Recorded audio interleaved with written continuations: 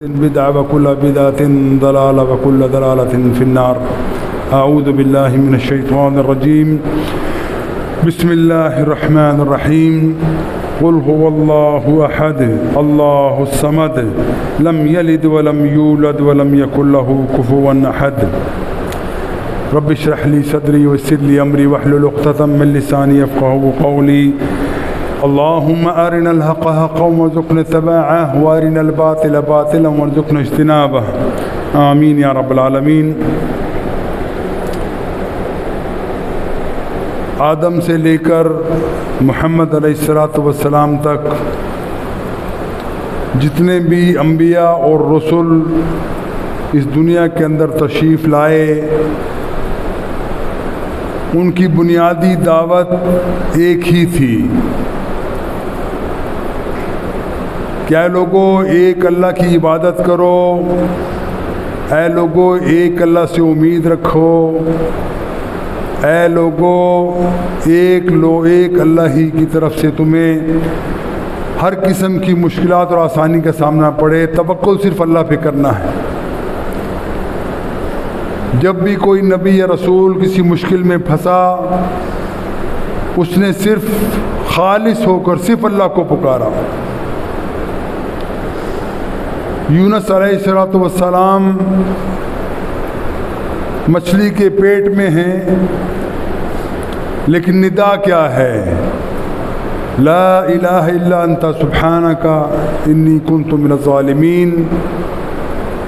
اللہ تو ہی الہ ہے، تو ہی پالنہار ہے، تو ہی مشکل کشا ہے، تو ہی حاجت روا ہے، تو ہی میرا معبود حقیقی ہے، اور میں ظالموں میں سے ہوں۔ یہ نبی خود کہتا ہے۔ ابراہیم علیہ السلام جس وقت اپنے وقت کے بادشاہ کے ساتھ نبرد آزماں ہیں، ان کے اوپر ظلم کے پہاڑ توڑ دیے جاتے ہیں، قتل کرنے کا پروگرام بنایا جاتا ہے، اس وقت بھی وہ صرف ایک خالص اللہ کو پکارتے ہیں۔ موسیٰ علیہ السلام فرعون کے ساتھ ان کا معاملہ ہے، اور فرعون چاہتا ہے کہ موسیٰ کو اس کی حواریوں کے سمیت قتل کر دیا جائے۔ موسیٰ علیہ السلام اپنی قوم سے کہتے ہیں کہ ان ظالموں سے نکلنا ضروری ہے، اپنی قوم کو لے کے نکلتے ہیں۔ نکلتے ہوئے راستے میں ایسی طرف نکل جاتے ہیں کہ راستہ بند ہے، آگے دریا ہے، سمندر ہے۔ اب ان کی قوم کے کچے لوگ کہتے ہیں موسیٰ، ہم نے تو فرعون کے خوف سے کہ وہ ہمیں مار نہ دے تیرا ساتھ دیا تھا، لیکن موسیٰ تو نے تو ہمیں مروا دیا۔ پیچھے فرعون کا لشکر ہے، آگے سمندر ہے، ہمارے پاس بچنے کا کوئی راستہ نہیں ہے۔ فرعون اپنے لاؤ لشکر کے ساتھ ان کو لوٹنے اور تباہ کرنے کے لیے تیار ہے۔ موسیٰ علیہ السلام چونکہ نبی اور رسول ہیں، اب ان کا ایمان پکا ہے کہ جس نے مجھے پیدا کیا ہے وہ میری حفاظت کرنے والا ہے، وہی مجھے راستہ دکھائے گا۔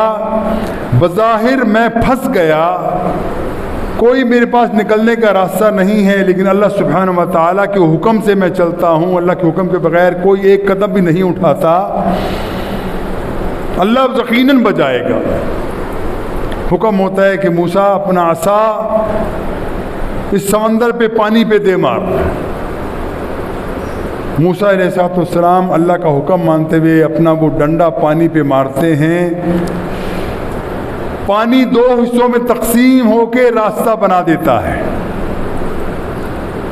پیچھے سے فرعون جب دیکھتا ہے یہ معاملہ ہوا ہے، پہلے تو بڑا حیران ہوتا ہے کہ یہ ہوا کیا ہے، پھر کہتا ہے کہ میری قوم، میں نہ کہتا تھا کہ انا ربکم الاعلی، میں تو تمہارا اپنا الہ ہوں، میں تمہارا خدا ہوں، میں تمہارا پروردگار ہوں، دیکھو سمندر نے بھی مجھے راستہ دے دیا۔ اپنے لوگوں کو وہ تسلی دیتا ہے۔ موسیٰ علیہ السلام اپنی قوم سمیت دریا سے پار چلے جاتے ہیں۔ جب فرعون کا لشکر پوری طریقے سے سمندر کے اندر اس راستے کے اندر آ جاتا ہے تو اللہ تعالیٰ کے حکم سے وہ راستہ دوبارہ ختم ہو کے وہ سمندر بن جاتا ہے، تمام قوم ڈوب جاتی ہے۔ فرعون چیختا ہے اللہ مجھے معاف کر دے، اللہ میں تیری وحدانیت پر ایمان لاتا ہوں، اللہ تعالیٰ تو ہی الہ ہے، تو ہی سب کچھ کرنے والا ہے، میں ایمان لاتا ہوں موسیٰ کا رب سچا ہے۔ لیکن وقت ہاتھ سے گزر چکا۔ ذرا آج کے مسلمان کو دیکھو،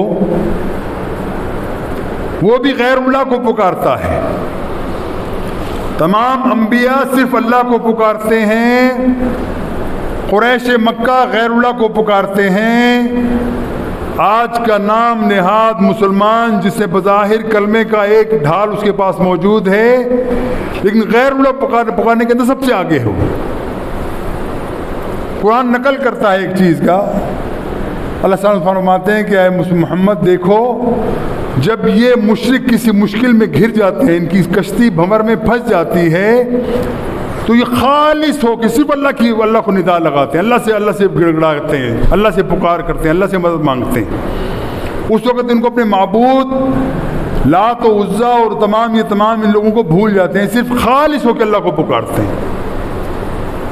لیکن آج کا مسلمان مشکل میں ہو، تنگی میں ہو، پریشانی میں ہو، ندا کیا لگاتا ہے؟ استغیثنا یا رسول اللہ، اور غوث اعظم میری مدد کر رہا ہے، یا غوث اعظم دستگیر میرا دامن گیر، میرا دل ہاتھ کو پکڑ۔ آج مشکل میں پھنسے تو علی کو پکارا جاتا ہے رضی اللہ تعالیٰ عنہ، علی مدد کر، مشکل کشا تو ہے، ہماری مدد کر۔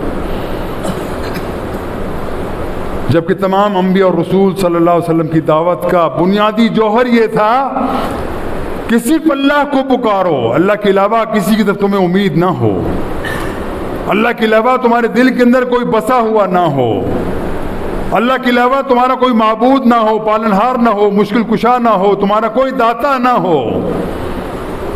ایک اللہ ہے جو تمہیں دینے والا ہے۔ اگر کسی مشکل میں پھنس جاتے ہو، اللہ کے علاوہ کوئی تمہیں نکال نہیں سکتا، اور اللہ ہی جانتا ہے جو کچھ دنیا اور آسمان کے اندر ہے۔ وہ کسی طریقے سے بھی تم یہ نہیں کہہ سکتے کوئی اور بھی ہماری مدد کرے گا۔ اب اس کی بہت ساری مثالیں ہیں رسول اکرم صلی اللہ علیہ وسلم زمانے کے اندر، صرف اللہ کو پکارنے کا معاملہ ہے، اور ہر قسم کا علم کا احاطہ صرف اللہ کرتا ہے اور کوئی نہیں کرتا۔ اللہ کے علاوہ کوئی نہیں جانتا کل کیا ہوگا، اللہ کے علاوہ کوئی نہیں جانتا کب بارش ہوگی، اللہ کے علاوہ کوئی نہیں جانتا کہ ماؤں کے پیٹ کے اندر کیا ہے۔ یہ دعویٰ ہے، چیلنج ہے، اور اللہ سبحانہ تعالیٰ نے اس چیز کو اپنے رسول کے اوپر منکشف کیا کہ اے محمد اپنی قوم کو بتلائیے صرف ایک اللہ کے اوپر توکل کریں، ایک اللہ ہی جاننے والا ہے۔ اللہ کے رسول کی زندگی کے ساتھ بے تحاشا ایسے معاملات آئے، ایسے واقعات آئے جس سے ثابت ہوا کہ اللہ کے رسول بھی اگر کسی مشکل میں پھنس جاتے ہیں تو صرف اللہ ہی کو پکارتے ہیں اور کوئی ان کو پکار سننے والا نہیں۔ ایک اللہ ہی غیب کو جاننے والا، کوئی غیب کو جاننے والا نہیں۔ رسول اللہ صلی اللہ علیہ وسلم اپنے ساتھیوں سمیت عمرے کا قصد کر کے مکہ کی طرف آنا چاہتے ہیں۔ راستے میں ایک جگہ پہ پڑاؤ ڈلتا ہے۔ قریش مکہ کو اندازہ ہے کہ محمد اپنے لوگوں کے ساتھ آ رہے ہیں اور ظلم کیا ہوا ہے، ظاہر سی بات ہے۔ قریش نے اللہ کے رسول کو اپنے ساتھیوں سمیت مکہ سے بدر کیا ہوا ہے، نکالا ہوا ہے، اور وہ یہ سمجھے کہ شاید محمد علیہ السلام بدلہ لینے آ رہے ہیں۔ اللہ کے رسول صلی اللہ علیہ وسلم وہاں پہ پڑاؤ کی جگہ سے حضرت عثمان رضی اللہ تعالیٰ عنہ کو بھیجتے ہیں کہ عثمان میرے ایلچی بن کے جاؤ اور قریش مکہ سے کہو کہ میں لڑنے نہیں آیا، میں عمرہ کرنے آیا ہوں، احرام میں ہوں، عمرہ کر کے میں واپس چلا جاؤں۔ حضرت عثمان رضی اللہ تعالیٰ عنہ وہاں پہنچتے ہیں۔ ظاہر سی بات ہے عثمان وہیں کے لوگ ہیں، قریش قبیلے سے ہیں، مکہ سے ان کا تعلق ہے، اور بڑے اونچے قسم کے تاجروں میں ان کا شمار ہوتا ہے، لوگ ان کی عزت کرتے ہیں۔ جب عثمان وہاں ہیں پیچھے افواہ پھیل جاتی ہے کہ عثمان کو قتل کر دیا گیا۔ فاصلہ کتنا ہے؟ جو ٹوٹل مکہ اور مدینہ کا فاصلہ میں 250-300 کلومیٹر بھی نہیں ہے، یہ تو اس کے قریب بیٹھے۔ اللہ کے رسول انتہائی غمزدہ ہیں، غمگین ہیں۔ ایک تو صحابی ہیں، دوسرے ان کے داماد ہیں۔ رسول اللہ صلی اللہ علیہ وسلم درخت کے نیچے بیٹھ کر اپنے صحابہ سے بیعت لیتے ہیں کہ اے لوگو آؤ میرے ہاتھ پہ بیعت کرو، یہ میرا نیچے والا ہاتھ عثمان کا ہاتھ ہے، اوپر آ کے میرے ہاتھ پہ بیعت کرو کہ ہم نے عثمان کے قتل کا بدلہ لینا ہے۔ بیعت کی جاتی ہے، بیعت رضوان جس کو کہا جاتا ہے۔ کتنا فاصلہ ہے؟ تھوڑا سا فاصلہ، لیکن اللہ کے رسول کو معلوم نہیں ہوا کہ عثمان قتل نہیں ہوئے، بلکہ جھوٹ کی خبر ہم تک پہنچی ہے۔ ثابت کیا ہوا؟ اللہ کے علاوہ کوئی علم جاننے والا نہیں ہے، وہ پھر قطعی طور پہ نفی کرنا بھی درست نہیں ہے۔ دیکھیے نبی اور رسول اس وقت اس عہدے پہ اپوائنٹ ہوتا ہے، فائز ہوتا ہے، جب اللہ اس کو اپنے غیب کے علم میں سے کچھ عطا کرتا ہے۔ وہ بات کہی نہیں کہ اللہ کے رسول ہم جیسے تھے، نعوذ باللہ، یہ سوچنا بھی حرام ہے، ہم جیسے نہیں تھے وہ، ان کو اللہ تعالیٰ کی تائید حاصل تھی، اللہ تعالیٰ کا علم ان کو دیا گیا تھا، لیکن کتنا علم تھا؟ جتنا اللہ چاہے دے دے۔ ہمیں کوئی ضرورت نہیں پڑی کہ ہم تو تحقیق کرنے لگ جائیں کہ اللہ کے رسول کے پاس کتنا علم تھا، کتنا دیا تھا اور کب دیا تھا۔ اللہ جب چاہے جو چیز ان کے اوپر منکشف کرے ان کے اوپر کھول دے، غیب کے خزانے ان کے اوپر کھول دے، یہ اللہ کا حکم ہے، اللہ کر سکتا ہے۔ یہ تمام علم عطائی ہے، عطا کردہ ہے، اللہ کے رسول کا ذاتی علم اس کے اندر شامل نہیں ہے۔ یہی بات اللہ کے رسول صلی اللہ علیہ وسلم سے نقل کی جاتی ہے، بلکہ اس سے کہا جاتا ہے، بلکہ بدقسمتی کی بات یہ ہے کہ اب کئی لوگ ہم نے ایسے دیکھا ہے کہ قرآن کے اندر کوئی ایسی آیات جو نازل ہوتی ہے جس کے بارے میں اللہ اپنی غیب کے بارے میں دعوے دار ہوتا ہے کہ میرے علاوہ غیب کا علم کوئی نہیں جانتا۔ ہمارا طائفہ ایسا موجود ہے جن کو تقوی کا ہیضہ ہو گیا ہے اور وہ سمجھتے ہیں کہ ہم اللہ کے رسول سے شدید محبت رکھتے ہیں، اور وہ کہتے ہیں کہ یہ آیات، نعوذ باللہ من ذالک، یہ کہنا بھی جرم ہے کہ یہ آیات اللہ کے رسول کی توہین ہے۔ اور توہین کرنے والا کون ہے؟ اللہ سبحانہ اللہ خود کہہ رہا ہے۔ اللہ سبحانہ اللہ فرماتے ہیں قُلْ لَا أَقُولُ لَكُمْ عِنْدِي خَزَائِنُ اللَّهِ، اے محمد صلی اللہ علیہ وسلم آپ کہہ دیجئے لا اقول لکم، میں نہیں کہتا کہ میرے پاس اللہ کے خزانے ہیں۔ اب اس کے الفاظ کا ترجمہ بالکل آسان ہے، قل کہہ دیجئے، لا نہیں، اقول لکم تم سے کہتا ہوں، عندی میرے پاس خزائن اللہ، اللہ کے خزانے ہیں، ولا اعلم الغیب، اور نہ میں غیب کا علم جانتا ہوں۔ زبان کس کی ہے؟ رسول اللہ صلی اللہ علیہ وسلم کی۔ الفاظ کس کے ہیں؟ اللہ سبحانہ تعالیٰ کے اپنے الفاظ ہیں۔ اور آگے فرمایا وَلَا أَقُولُ لَكُمْ إِنِّي مَلِكٌ، اور نہ یہ میں کہتا ہوں کہ میں کوئی فرشتہ ہوں۔ فرشتوں کو بس کیا ہے کہ وہ اللہ تعالیٰ کے حکم کے خلاف نہیں چلتے، اللہ تعالیٰ کو خصوصی ہدایتیں فرمائی ہے، لیکن کہتے ہیں میں فرشتہ بھی نہیں ہوں کہ یہاں سے آج بیٹھا ہوں 2 منٹ کے اندر میں کہیں اور سے کون پہنچ جاؤں، میں انسان ہوں۔ انی اتبع الا ما یوحی الی، میں تو اس چیز کی اتباع کرتا ہوں جو اللہ تعالیٰ نے میری طرف وحی کی ہے۔ قل هل یستوی الاعمی والبصیر، کیا تم سمجھتے ہو کہ ایک آنکھیں رکھنے والا اور ایک اندھا وہ دونوں برابر ہیں؟ افلا تتفکرون، اے لوگوں تو کیا تم غور نہیں کرتے، کیا فکر نہیں کرتے؟ ابھی دیکھو بات کھل کے بتا دی، اور اللہ سبحانہ وتعالیٰ نے بتا دی کہ اللہ سبحانہ وتعالیٰ اپنے غیب کے علم کو جس پہ جتنا چاہے ظاہر کر دے، نہ ظاہر کرے تو کوئی پوچھنے والا نہیں ہے اس کو۔ یہی بات ایک مرتبہ ایک یہودی آیا، آپ کو معلوم ہے یہودیوں کے پاس بڑا علم تھا، وہ تورات کے ماسٹر تھے، وہ لوگ تورات کے وہ ماننے والے ہیں۔ اللہ کے رسول سے چند سوال پوچھے، قیامت کے بارے میں پوچھا اور چیزوں کے بارے میں پوچھا۔ اللہ کے رسول نے کہہ دیا کہ میں کل تمہیں بتا دوں گا۔ دوسرے دن آیا، اللہ کے رسول کا خیال تھا کہ میں جب ان کو وعدہ کر دیا اللہ تعالیٰ میں پوچھوں گا، اللہ مجھے بتا دیں گے اور میں ان کو بتا دوں گا، دیٹ سب معاملہ کلیئر ہے۔ وہی بند ہو گئی، 1 دن 2 دن 3 دن ہفتہ پورا وہی نہیں آئی۔ اب لوگوں نے پھپتیاں کرنا شروع کر دی، دیکھو میں ہم نہ کہتے تھے کہ اس کو کوئی بتانے والا ہے، ہم نہ کہتے کہ اس کو رسول نبی مانتے اور نبی رسول نہیں ہے، ورنہ وہ جواب دے دیتا، جواب اس کے پاس نہیں ہے۔ جو بندہ اس کو آ کے بتاتا تھا تورات اور انجیل میں یہ لکھا ہے، وہ بندہ ان کے قابو نہیں آیا محمد. یہ جو میں پھپتی میں بتا رہا ہوں سمجھانے کے لیے کہ وہ بندہ نہیں آیا، اللہ کے رسول نہیں بتا سکا. اللہ کے رسول اس وقت ہمارے سامنے ہے. محمد جو ہے وہ ہمارے سوال کا جواب نہیں دے سکے. اللہ کی طرف سے تنبیہ ہوتی ہے کہ اے محمد مت کہو کسی سے جب تک تم اللہ کی تائید شامل نہ ہو. کہو میں بتاؤں گا، اگر اللہ انشاءاللہ جب اللہ چاہے گا میں تمہیں بتاؤں گا. پھر وہی کہ تمام واپس نزول ہوتا ہے، اللہ کے رسول کو انتہائی اطمینان ہو سکتا ہوتا ہے. پھر تمام بشوام کو تمام سوالوں کے جواب اللہ کے رسول دیتے. یہ کس لیے ہے؟ ہمیں سمجھانے کے لیے کہ جب تم اللہ کے اوپر توکل کرو گے، اللہ کی تائید سے بات کرو گے، اللہ تمہارا معامر و مدمد ہوگا، ورنہ معاملہ مختلف ہے. اللہ کے رسول کو بھی نہیں چھوڑا گیا. آزادی وہ تمام بنیادی چیزیں جو ہمارے ذہن کے اندر، ہمارے عقیدے کے اندر جو برائی پیدا کرتی ہیں، وہ بالکل یہی چیزیں تو ہیں. ہم سمجھتے ہیں کہ ہمارے بات جو ہمارے بزرگ ہیں وہ سب کچھ جانتے تھے، اور اس حد تک آ گیا. میں پہلے بیان کرتا ہوں بات بڑی مسخرہ قسم کی ہے لیکن حقیقت ہے، اور کتابوں میں لکھا گیا ہے کہ ایک ولی مکاشف جو ہوتا ہے، جو اللہ کا ولی ہے، جس کو وہ ولی کہتے ہیں. ہم تو سمجھتے ہیں ولی وہ ہے جو اللہ اور اللہ کے رسول کا اتباع کے اندر 100% اس کے اندر چلا ہوا ہے، وہ ہے ولی. ہم سمجھتے ہیں کہ دنیا کے اندر ولایت کسی کو ولی دیکھنا ہے، ابو بکر صدیق کو دیکھو، عمر کو دیکھو، عثمان کو دیکھو، علی کو دیکھو، طلحہ کو دیکھو، زبیر کو دیکھو، رضوان علیہم اجمعین. یہ وہ لوگ ہیں جو ولی ہیں اللہ کے، کہ ان کی زندگی کا کوئی لمحہ اللہ تعالیٰ کی محبت سے غافل نہیں ہے، رسول اکرم صلی اللہ علیہ وسلم کی محبت سے غافل نہیں ہے. ہر وقت ان کے ذہن کے اندر ہے کہ ہم نے صرف اللہ کی اتباع کرنی ہے، رسول کے پیچھے چلنا ہے. یہ ہے اصل میں ولایت.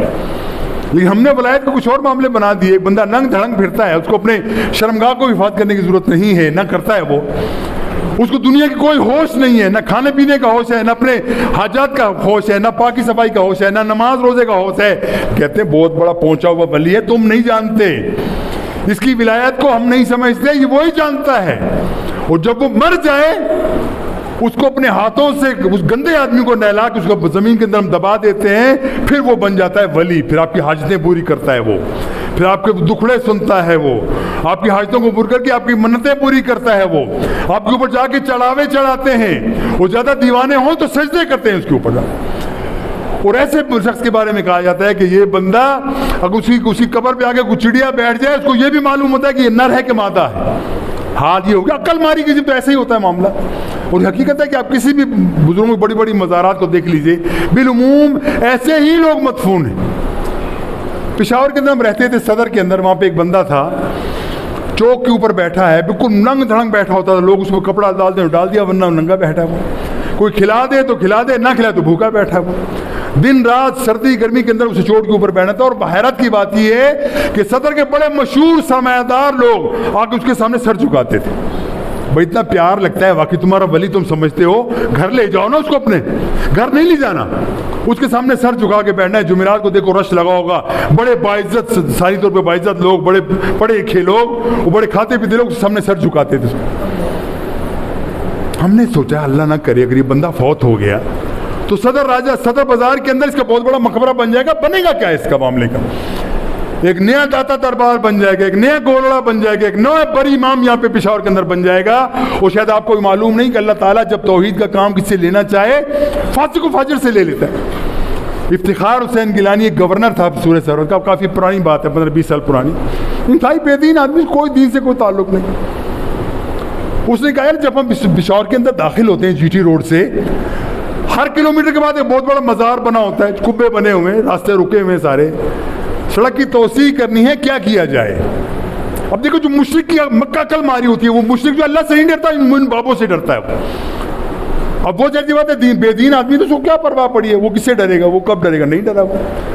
اس نے آرڈر جاری کیا کہ تمام مزارات کو یہاں سے ہٹا دیا جائے. اب یہ ہنگامہ بن گیا، کیسے ممکن ہے؟ ہمارے مزارات ہیں، ہمارے بزرگ ہیں.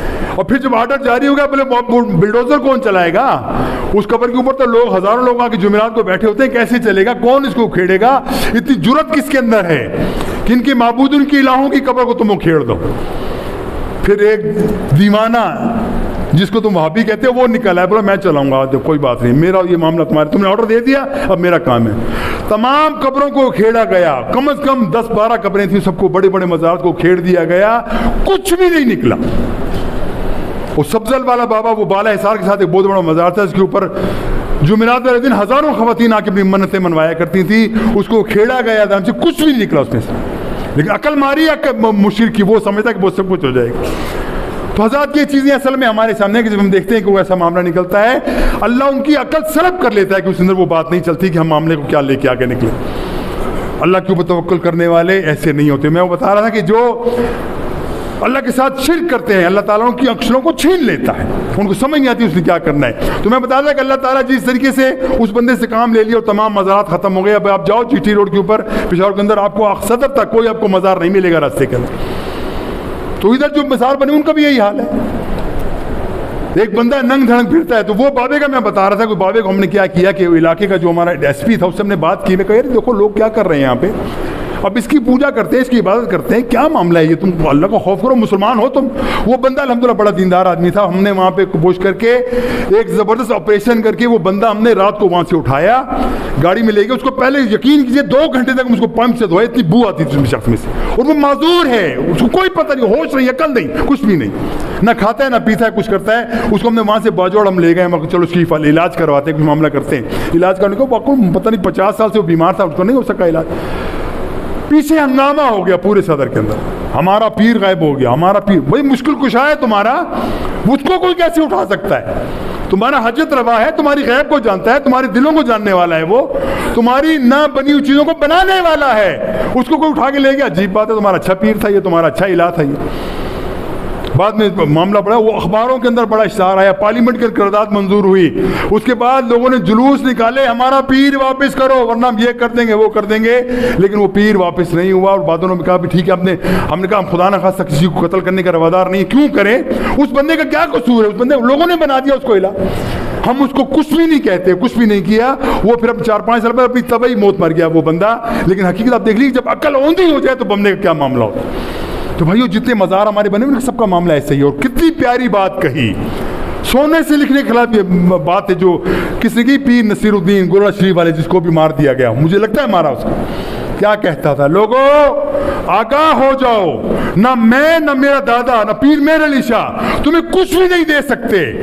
ہم بھی اس اللہ کے محتاج ہیں جس کے تم محتاج ہو, ہم بھی اس اللہ سے مانگتے ہیں, تم بھی اسی سے مانگو. یہ قبروں میں بیٹھے ہوئے جتنے میرے رشتہ دار ہیں, یہ تمام لوگوں نے اپنی دکانداریاں بنائی ہوئی ہیں. یہ خود اس کے الفاظ ہے, ریکارڈ موجود ہے, اب نیٹ کے اوپر تمام چیزیں موجود آتی ہیں. کوئی کہتا ہے کہ تمہاری حاجت روائی کروں گا, جھوٹ بولتا ہے, وہ کافر ہے, وہ دجال ہے, ظالم ہے, وہ تمہارے ایمان کو لوٹتا ہے. ایک تو ایسا بندہ ہے جو تمہارے مال کو لوٹتا ہے, لیکن یہ تو اس سے بڑے ظالم ہیں کہ تمہارے ایمان کو لوٹتے ہیں, لوگ تمہارے مال کو نہیں لوٹتے. ہاں ان کے تم پیٹ بھرتے چلے جاؤ. وہ کہتے ہیں, اس نے خود کہا کہ جو آ کے یہاں پہ قبروں کے اوپر سجدہ لگاتے ہیں, چاہے میرے دادا کی قبر ہے, کرتے ہیں حرام کام یہ کرتے ہیں. اللہ تعالیٰ جس کو ہدایت دے دے, جس کے منہ سے الفاظ نکالنا چاہے, اللہ تعالیٰ جس کے بارے میں وہ کہہ دے, اللہ تعالیٰ اس کو ہدایت دیتا ہے. اور اس کو پھر باقاعدہ اسی زمین کے اندر اچانک اس کی فوت ہو گئی, لیکن اس کی تحقیق کون کرے گا کیسے مرا وہ. ایک مرتبہ ہم بھی ملے اس سے, ایک کانفرنس کے اندر ملاقات ہوئی, ہمارے ساتھ کی سیٹ تھی. تو اس نے ہم سے کہا شکل سے تم وہابی لگتے ہو. میں تھا اور میرے ساتھ طالب عنوان شاہ صاحب تھے. میں کہا ہاں الحمدللہ میں اہل حدیث ہیں. تو اس نے کہا مجھ سے ملو. پھر میں اور شاہ صاحب دونوں اس کے وہاں گروڑا میں جا کے مجھ سے ملے.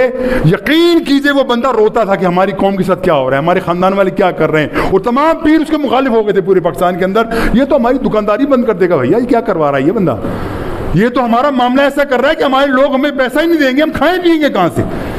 بھائی دیکھو ایک ایک پیر کو دیکھو, 2-2 کروڑ روپے کی گاڑی میں پھرتا ہے. وہ نام لینا مناسب نہیں, لیکن پھر بھی میں کہہ دیتا ہوں, پیر نقیب الرحمان کو جا کے دیکھ لو, بیٹے کی شادی ہوئی, اربوں روپے اس نے ولیمے پہ لگائے, اپنے کھانے پہ لگائے, اس پہ لگایا. کہاں سے آیا, کون سی ملیں چل رہی ہیں تمہاری؟ یہ لوگوں کی جیبوں کے اوپر ڈاکہ مارنا, لوگوں کے ایمان کو لوٹنا, پھر ان کا مال کو لوٹنا, اور پھر کہنا کہ جنت میرے ذمہ ہے, گھبراؤ مت, جنت میں تمہیں لے کے جائیں گے, تم اس سے بری ذمہ ہو. یہ وہ دھوکہ ہے جو انسان کو ہمیشہ شیطان دیتا ہے, اور اس صورت میں دیتا ہے کہ لوگ سمجھے کہ میں پیر ہمارے ساتھ, ہماری پچ لگی. وہ کہتے ہیں نا کہ شطرنج جب کھیلتے ہیں نا تو مورے کی چال چلتے پیچھے زور ہوتا ہے. جب زور ہوتا ہے تو پیدا چلتا ہے, ورنہ پیدا نہیں چلتا, پٹ جائے گا. وہ کہتے ہیں ہمارے پیچھے بڑا پارا پیر کھڑا ہوا, اس کے پیر کے پیچھے ایک اور پیر کھڑا ہوا, اس کے پیچھے غوث الاعظم کھڑے ہوئے. حسبی اللہ و نعم الوکیل. ہم یہی کہتے ہیں بھائیو, اور سب کو چھوڑ دو. مختصر بات توحید کی باتیں کو سمجھنی ہے.